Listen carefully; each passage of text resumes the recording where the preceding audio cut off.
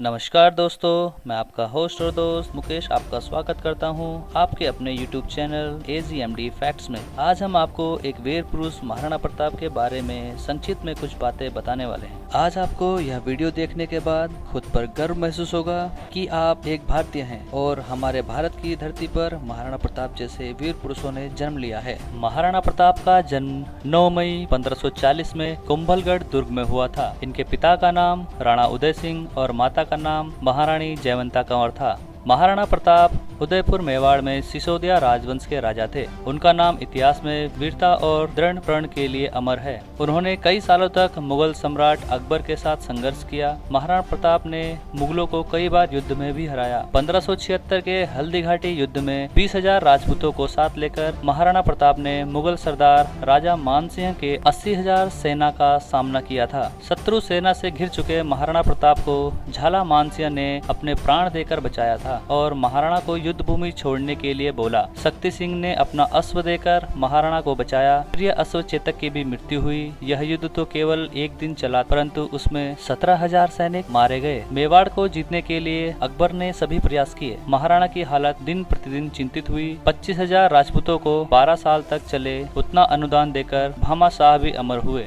आइए अब महाराणा प्रताप जी के आरंभिक जीवन के बारे में कुछ जानते हैं। महाराणा प्रताप को बचपन में कीका के नाम से पुकारा जाता था। महाराणा प्रताप का राज्याभिषेक गोगुंदा में हुआ। बचपन से ही महाराणा प्रताप साहसी, वीर, स्वाभिमानी एवं स्वतंत्रता प्रिय थे। सन 1572 में मेवाड़ के सिंहासन पर बैठते ही उन्हें अभूतपूर्व संकटों का सामना करना पड़ा, मगर धैर्य और साहस के साथ उन्होंने हर विपत्ति का सामना किया। मुगलों की विराट सेना से हल्दी घाटी में उनका भयंकर युद्ध हुआ। वहाँ उन्होंने जो पराक्रम दिखाया वह भारतीय इतिहास में अद्वितीय है। उन्होंने अपने पूर्वजों की मान मर्यादा की रक्षा की और प्रण किया कि जब तक अपने राज्य को मुक्त नहीं करवा लेंगे तब तक राज्य सुख का उपभोग नहीं करेंगे। तब से वह भूमि पर सोने लगे। वह अरावली के जंगलों में कष्ट सहते हुए भटकते रहे, परंतु उन्होंने मुगल सम्राट की अधीनता स्वीकार नहीं की। उन्होंने अपनी मातृभूमि की रक्षा के लिए अपना जीवन अर्पण कर दिया। महाराणा प्रताप को बचपन से ही ढाल तलवार चलाने का प्रशिक्षण दिया जाने लगा, क्योंकि उनके पिता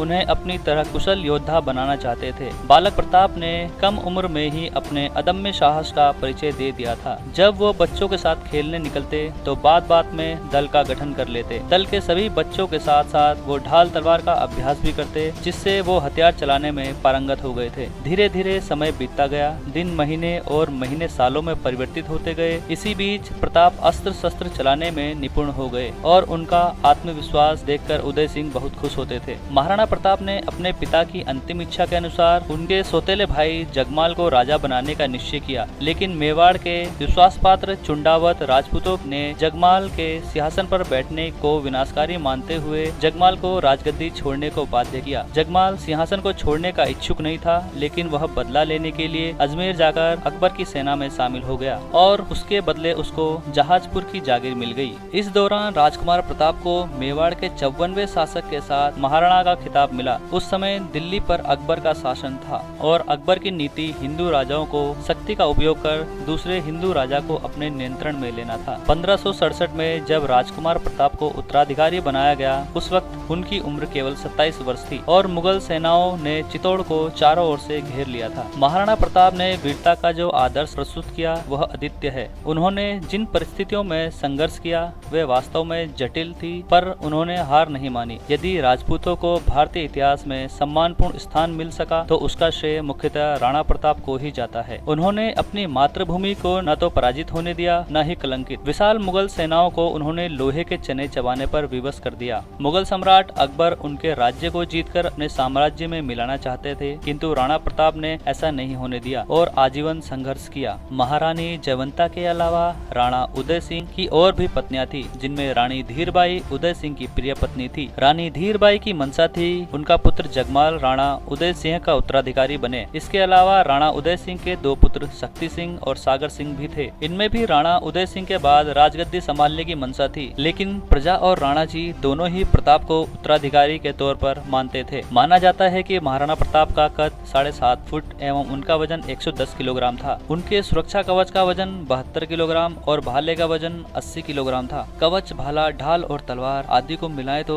वे युद्ध में 200 किलोग्राम से भी ज्यादा वजन उठाकर लड़ते थे। आज भी महाराणा प्रताप का कवच, तलवार आदि वस्तुएं उदयपुर राजघराने के संग्रहालय में सुरक्षित रखे हुए हैं। आइए अब कुछ बातें हल्दी घाटी के युद्ध के बारे में जानें। हल्दी घाटी का युद्ध भारत के इतिहास की एक मुख्य कड़ी है। वह युद्ध 18 जून 1576 को लगभग 4 घंटे के लिए हुआ, जिसमें मेवाड़ और मुगलों में घमासान युद्ध हुआ। महाराणा प्रताप की सेना का नेतृत्व एकमात्र मुस्लिम सरदार हाकिम खान सूरी ने किया और मुगल सेना का नेतृत्व मान सिंह तथा आसफ खान ने किया। इस युद्ध में महाराणा प्रताप की कुल 20,000 राजपूतों की सेना ने अकबर की 80,000 मुगल सेना का सामना किया था, जो कि एक अद्वितीय बात है। कई मुश्किलों संकटों का सामना करने के बाद भी महाराणा प्रताप ने हार नहीं मानी और अपने पराक्रम को दर्शाया। इसी कारणवश आज उनका नाम इतिहास के पन्नों पर चमक रहा है। कुछ इतिहासकार ऐसा मानते हैं कि हल्दी घाटी के युद्ध में कोई विजय नहीं हुआ, परंतु अगर देखें तो महाराणा प्रताप की ही विजय हुई है। अपनी छोटी सी सेना को छोटा ना समझकर अपने परिश्रम और दृढ़ संकल्प से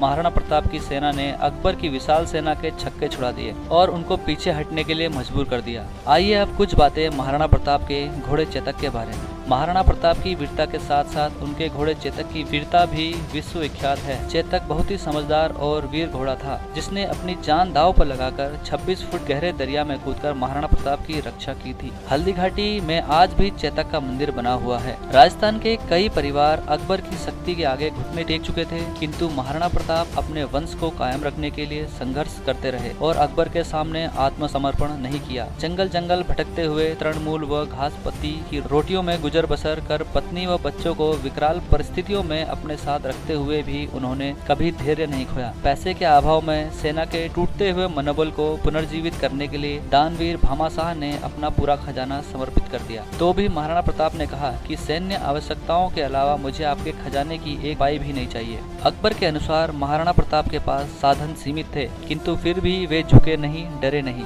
महाराणा प्रताप का हल्दी घाटी के युद्ध के बाद का समय पहाड़ों और जंगलों में व्यतीत हुआ। अपनी पर्वतीय युद्ध नीति के द्वारा उन्होंने अकबर को कई बार मात दी। यद्यपि जंगलों और पहाड़ों में रहते हुए महाराणा प्रताप को अनेक प्रकार के कष्टों का सामना करना पड़ा, किंतु उन्होंने अपने आदर्शों को नहीं छोड़ा। महाराणा प्रताप के मजबूत इरादों ने अकबर के सेनानायकों के सभी प्रयासों को नाकाम बना दिया। उनके धैर्य और साहस का ही असर था कि 30 वर्ष के लगातार प्रयास के बावजूद अकबर महाराणा प्रताप को बंदी न बना सका। युद्ध में लगी कई गंभीर चोटों के कारण उनकी मृत्यु 19 जनवरी 1597 को राजस्थान के चावंड में हुई।